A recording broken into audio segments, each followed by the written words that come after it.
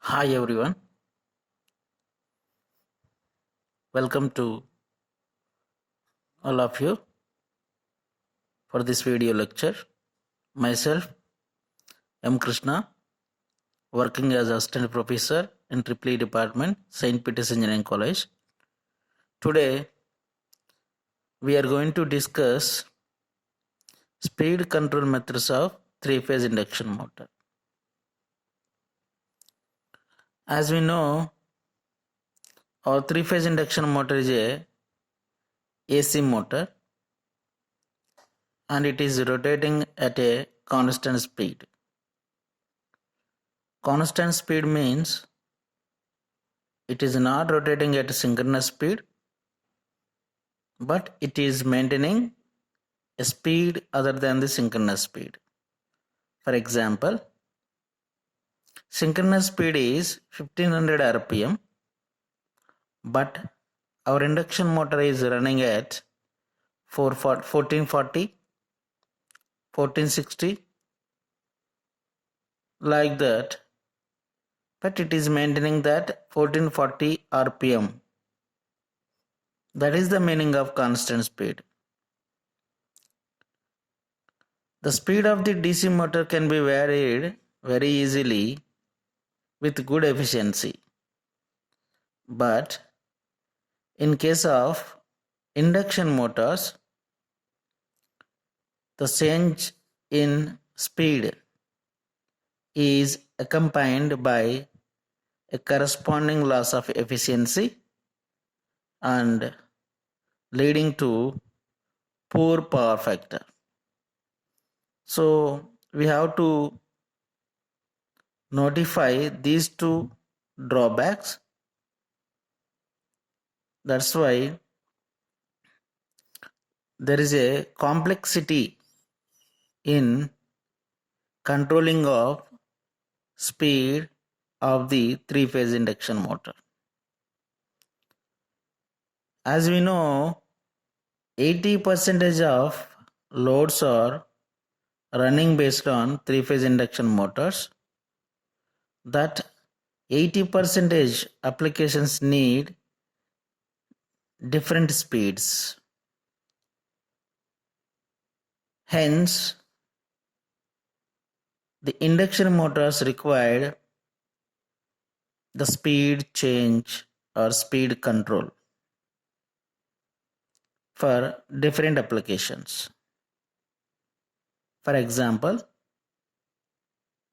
one application need 1200 rpm, the other application need 1300 rpm. You can use a single three-phase induction motor for both the applications by changing the speed of the induction motor. Generally, the speed control methods are classified into 5 categories. They are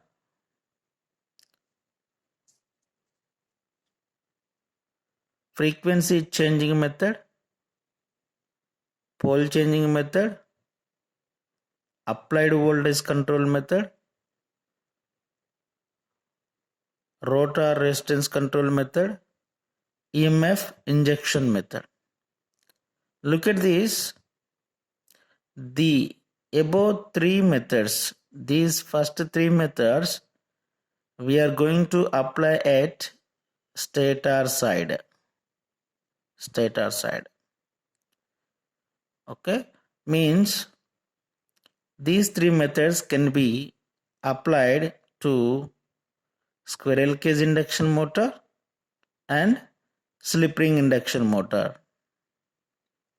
But whereas remaining two methods, rotor resistance control method and EMF injection method, we have to do at rotor side only. So there is no chance to do anything at the rotor side for squirrel cage induction motor. Only option is we can go for slip ring induction motor.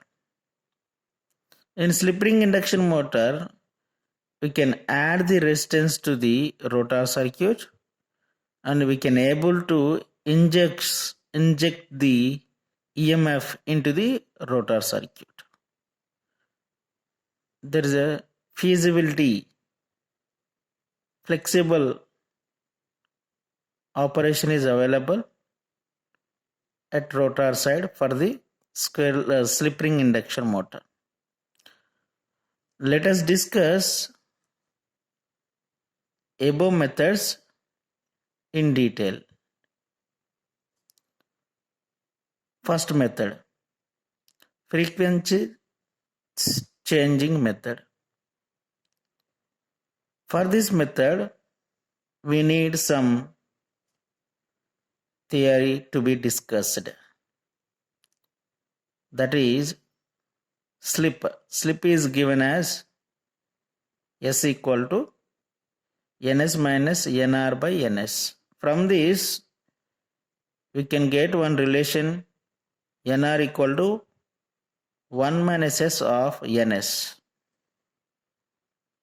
It is observed from the above relation that the three-phase induction motor speed depends on slip and synchronous speed. Slip and synchronous speed. What do you mean by synchronous speed? Synchronous speed is depending on two factors. One is frequency of the supply and number of poles of the motor, either stator or rotor. Ns equal to 120F by P1. Here we are indicating F as F1. F1 means stator voltage, means the applied voltage frequency. Suppose there we are keeping F2. F2 means rotor frequency. There is a huge difference between stator frequency and rotor frequency in case of three-phase induction motor. Please be mind it. That means speed depends on frequency and number of poles of the motor. With this analysis, we can get one more relation between motor speed and frequency. Like this, Nr equal to 1 minus S 120 F1 by P. I am just replacing this Ns with its equation. From that we can say Nr is directly proportional to F1. Means the change of supply frequency. But what happened here is we have fixed AC supply available. But three-phase induction motor required a variable frequency supply. Means other than 50 Hz. But the supply is available for us is 50 Hz. For that purpose, there is a development in power electronic converters will give us one converter called inverter. Inverter is going to be converting fixed DC into variable AC. Variable AC in the sense, variable means there is a change in voltage magnitudes and there will be change in frequency also. So the three-phase inverter circuit is like this. Okay, we'll just see this diagram. This is our three-phase induction motor. Let us consider squirrel cage induction motor. For that motor need variable frequency. Only we consider frequency variation. So we are going to get the variable frequency from three-phase fixed AC supply. The three-phase AC supply is rated as 440 volt, 50 Hz. Three-phase AC supply is applying to three-phase rectifier. Three-phase rectifier is converting fixed AC into fixed DC values. So this is fixed DC we are getting at the output terminals of the rectifier. There we are using filter circuit also to filter out the harmonics present in the DC output. So a pure DC, approximately pure DC is applying to the three-phase inverter, which is going to be converting that fixed DC values into variable AC values. And there will be one more filter in the AC output. If there are any DC components present or harmonic presence will be eliminated by using filter circuit. A pure AC, a variable AC is applying to the squirrel cage induction motor. Suppose when we vary the frequency from the three-phase inverter other than the 50 Hz, so then we can say that method is frequency changing method.